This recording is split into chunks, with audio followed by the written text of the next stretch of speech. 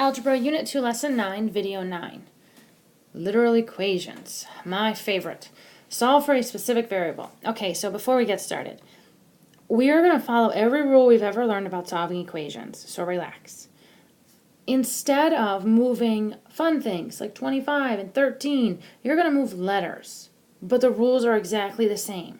Your answer's never, ever going to be x equals 2, a nice, beautiful answer. We're beyond that. Your answer's now going to be like a equals 14b divided by 2c. We're fine. You can do that. You can handle it. So don't get nervous. Follow all the rules we have ever learned. Solve for a specific variable. Some equations contain more than one variable. At times, you will need to solve these equations for one of the several variables. These will be on the Regents exam, so please take your time, don't rush, and do not get nervous. Letter A. Solve each equation for the specified variable. So the equation is 4m minus 3n equals 8. So this says solve that thing for m, which means at the end, we need to end our problem with m equals everything else. Okay, so no pressure. So I'm going to rewrite the problem just so it's in my handwriting and it's a little bit bigger for me to do. So there's my equation. 4m minus 3n equals 8. I need m alone. So again, I'm still going to follow PEMDAS backwards, or SADMEP. But I'm always going to be bringing myself back to m. So there's m. What's happening? Okay, m is being multiplied by 4, and 3n is being subtracted from it. So subtraction, let's get rid of that first. So I'm going to drop the ball. I see minus 3n. I'm going to do the opposite and add 3n. Now, those cancel. I'm left with 4m on the left equals. Now, 8 plus 3n. Not like terms. Do not add those together. Just rewrite them horizontally. So 8 plus 3n. Well, I like to have my letters first, so I'm going to say 3n plus 8. I can easily do that. Okay, great. But I still need m alone. So now m is being multiplied by 4, so I need to divide both sides by 4. Divide both sides by 4. I'm left with m equals, now here's a nice practice of a fraction from way back. I have stuff in the numerator and one number in the denominator. Back when I added fractions, I needed common denominators to do those. So I'm going to rewrite this problem one other way. Let's see, 3n over 4 plus 8 over 4. Now, can this reduce? Of course it can. So, if I simplify that one more time, I'm going to get m equals 3/4 n plus, well, 8 divided by 4 is 2. Okay, now, did I solve for m? Is m alone? Yes, it is alone. So my final answer then is m equals 3/4 n plus 2. Letter B. Solve 28 equals t times the quantity r plus 4 for t. So we need t alone. So again, we just need to think about performing the order of operations backwards. I'm going to start by writing my equation. 28 equals t. Notice the switch to a cursive T if we haven't talked about that yet. We don't want it to look like a plus sign or like a number 1. So sometimes, even though it's painful, I know for my people with poor handwriting like myself, make it look a little cursive, so hopefully it doesn't confuse you.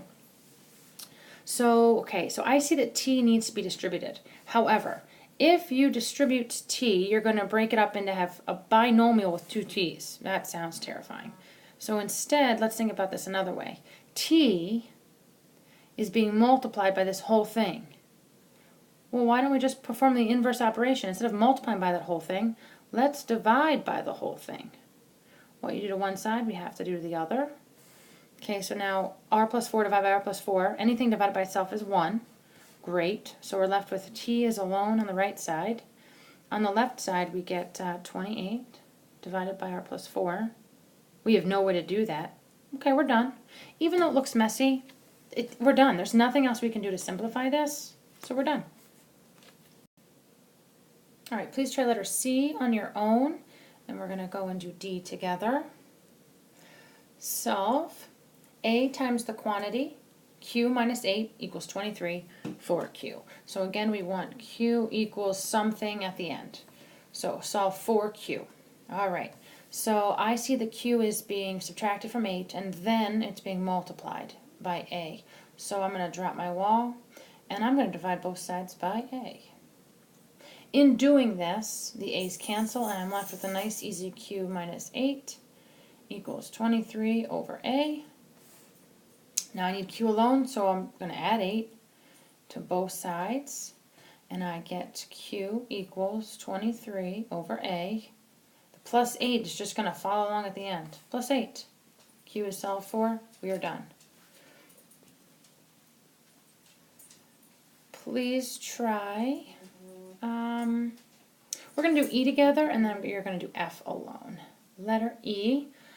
So one step harder. We're solving 3r equals 4r plus 2x, 4r. So again, at the end, we need r equals some stuff. So we need to, there's r's on both sides. Great. So this is a practice from solving variables on both sides of equations. So I need to move the r's together on one side. Before we did this, we said always look at the coefficients and move the smaller one. So I have 3r and 4r. I'm going to subtract 3r from both sides. Alright, so over here, 3r minus 3r is 0. I'm going to show the 0 because there's nothing there. If I forget to show that 0, again, sometimes students make mistakes and do everything over here. And then do the same action on one side. So don't do that. Show the 0. 4r minus 3r is 1r. I prefer just the letter r, but if you want that 1r, of course, you may put it there. Whatever is best for you. And 2x is still there. Okay, so we're still solving for r. So r is being added to 2x, so I'm going to subtract 2x from both sides. I now get r equals negative 2x. And I like when I'm solving for that letter to come first, so I'm going to rewrite that as r equals negative 2x. R is solved for, and we are finished. Again, please do letter F on your own. On the back, literal equations. An equation that involves several variables is called a formula, or a literal equation. So we've been dealing with literal equations for years. To solve a literal equation or formula, apply the process of solving for a specific variable. Again, just like the front, here's this crazy thing full of letters, solve for one particular letter. Letter A, the formula for the volume of a rectangular prism is V equals LWH, where L is the length, W is the width, and H is the height. Nothing new. Solve the formula for W. So I'm going to start by writing it W equals LWH. Solve for W. So again, at the end, I need to end with W equals stuff. Everything else. So, alright, drop the wall if you'd like. Here is W right in the center. W is being multiplied by the length and the height. So the opposite of multiplying, the inverse operation is division. So why not get both of those out of the way now? Divide by L, divide by H. What we do to one side of the equation, we have to do to the other. L divided by L is 1, H divided by H is 1. So our answer is the volume divided by the length and the height would give us the width. And we're done. Again, if you want to write W equals volume divided by L and H, you can. They mean the same thing. Letter B. Use the equation you found in the previous example to find the width of a rectangular prism that has a volume of 79.04 centimeters cubed, a length of 5.2 centimeters, and a height of 4 centimeters. Okay, so do not, I repeat, do not go back and waste your time using this guy. You have a much easier problem that you could literally type right in your calculator. So use your equation. So we said W equals the volume divided by the length and the height. So we are find the width. So, oh good, it's already solved for. Again, perfect. So W equals, now I'm just going to substitute values in for my letters. Okay, so the volume of 79.04, and I'm going to leave off my labels, so I just have the math.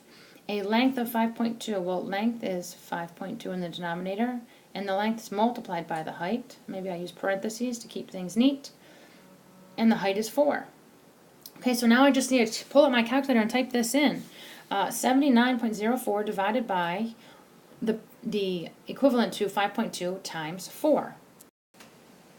Okay, so then we get W equals 79.04 divided by 20.8.